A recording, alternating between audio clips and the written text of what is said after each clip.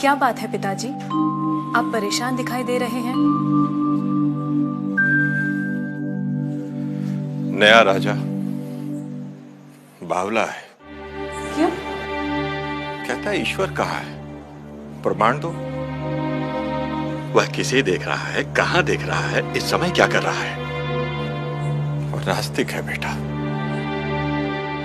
जो कल तक किसी ने उत्तर नहीं दिया तो वह सारे मंदिरों से मूर्तियां हटवा देगा। बस इतनी सी बात और इतनी चिंता। बेटा बड़े बड़े विद्वान। पिताजी, आप कल मुझे राजा के पास ले चलिए, मैं उनके प्रश्नों का उत्तर दूंगी।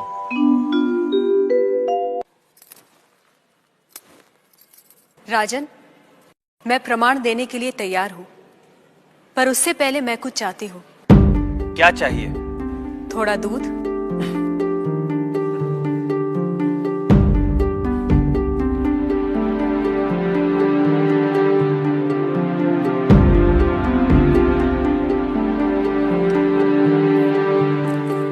राजन, इस पात्र में आपको क्या दिखाई दे रहा है?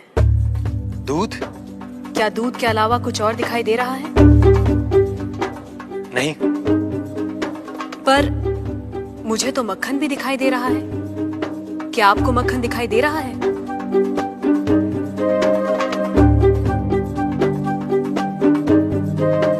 नहीं। पर राजन, क्या इसमें मक्खन नहीं है?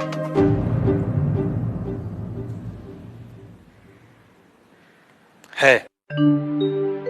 जैसे दूध के कण कण में मक्खन है, मक्खन के कण कण में घी है, वैसे ही ईश्वर सृष्टि के कण कण में भिन्न भिन्न रूपों में है, जो है पर दिखाई नहीं देता। जैसे दूध से मक्खन पाने के लिए उसे मथना जरूरी है, उसी तरह वेदांत के श्रवण, वेदांत का मनन और उसके निहितार्थ पर निरंतर ध्यान के द्वारा ही ईश्वर का अनुभव किया जा सकता है। राजन, क्या आपके पहले प्रश्न का उत्तर आपको मिल गया? मैं मान लेता हूं, पर वो किसे देख रहा है, किस ओर देख रहा है? क्या मुझे एक जलती हुई मोमबत्ती मिल सकती है? राजन, ये रहा आपके दूसरे प्रश्न का उत्तर। प्रकाश की ये लौ कहां देख रही है, किसे देख रही है? ये सभी को देख रही है। सभी और देख रही है। राजन, जिस तरह इस मोमबत्ती का प्रकाश चारों ओर फैला हुआ है, उसी तरह ईश्वर की चेतना चारों ओर फैली हुई है, और उसी चेतना के कारण हम चलते हैं, बोलते हैं और सुनते हैं। जैसे ये प्रकाश सभी ओर देख रहा है, वैसे ही ईश्वर सभी ओर देख रहा है।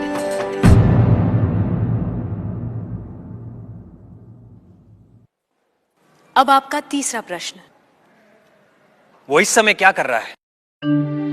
राजन, इस समय मैं आपके प्रश्नों का उत्तर दे रही हूं, इसलिए मैं तुम्हारी गुरु हूं और तुम मेरे शिष्य। पर मैं खड़ी हूं और तुम बैठे हो। यदि अपने प्रश्न का उत्तर चाहते हो तो तुम्हें मुझे अपना आसन देना होगा।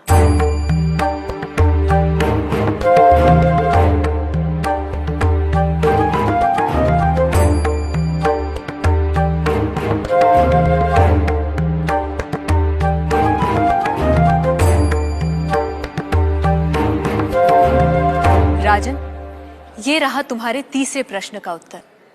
कुछ देर पहले आप सारे मंदिरों से मूर्तियां हटवाने का विचार कर रहे थे।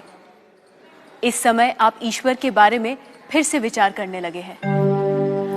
आप मेरे स्थान पर खड़े हैं और मैं आपके सिंहासन पर बैठी हूं। इधर एक राजा को सामान्य नागरिक का स्थान और एक सामान्य नागरिक को राज सिंहासन दे सकता है। ये आप देख रहे हैं। आप मेरे स्थान पर और मैं आपके स्थान पर बैठी हूं। ईश्वर इस समय ये करवा रहा है। उस अनंत और असीमित शक्तियों के स्वामी, जिसने ये सुंदर, अद्भुत, विस्मयकारी और महान संसार रचा है, जिसमें सूर्य, चंद्र, तारे, ग्रह, नक्षत्र अपने अपने स्थान पर स्थिर और गतिमान हैं, जिसके कण कण में एक व्यवस्था है। ऐसे शब्दों और ज्ञान से परे ईश्वर के लिए क्या संभव है? कहिए राजन, क्या मंदिरों से मूर्तियां हटवाई जाएं? मूर्तियां तो उस ईश्वर की प्रतीक हैं, उनका मूर्त रूप है। वह सर्वज्ञ, सर्वशक्तिमान, सर्वव्यापी ईश्वर सर्वत्र है। किसी ने उसको पत्थर में पाया, किसी ने पेड़ों में, किसी ने शब्दों के माध्यम से, तो किसी ने प्रार्थना करके। वही परमात्मा अनेक नाम, रूप और गुणों में व्यक्त होता है, और कोई उन्हें अरूप और निर्गुण आत्मा के रूप में जानते हैं। ईशास्माद्वातः पवते ईशोदेति सूर्यः ईशास्मादग्निश्चेन्द्रश्च मृत्युर्धावति पंचम इति